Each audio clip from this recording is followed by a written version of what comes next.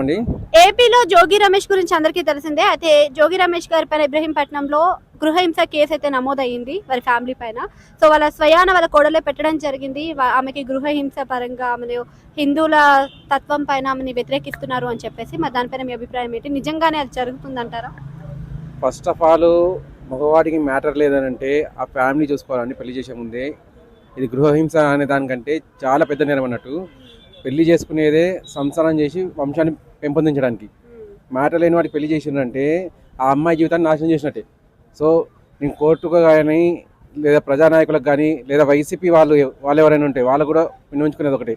ఏదన్నా కానీ వాళ్ళు మొత్తం రాసి ఈ అమ్మాయికి రాసి పక్క జరపాలి. వీళ్ళని రాష్ట్ర బహిష్కరణ చేసినా కూడా మంచిది. వీళ్ళని ఇంట్లో దేవుడి ఫోటోలు పెట్టినా కూడా వాళ్ళు అంగీకరించట్లేదంట. మరి క్రిస్టియానిటీలో కలిసాము అని చెప్పేసి మాట్లాడుతున్నారు. మరి ఇంట్లో దేవుడి ఫోటోలకి పూజ చేయనివ్వట్లేదు.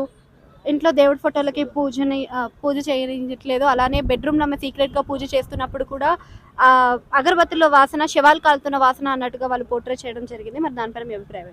అదేనండి, వాళ్ళ మామగారు అన్నారంట, ఇది న్యూస్లో వస్తుంది. దేవుడి పూజలో అగరబత్తులు పెడితే శవాలు కాల్చిన వాసన వస్తుందంటే వాడు ఎంత నీచుడైతే ఈ మాట అని ఉంటాడు.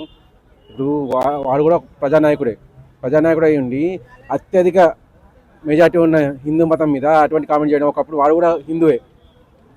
వాడు మనిషికి పుట్టి ఉంటే కనీసం దేవుడి మీద ఈ మాట అనకూడదు అనే మాట అర్థమయ్యేది మనకి.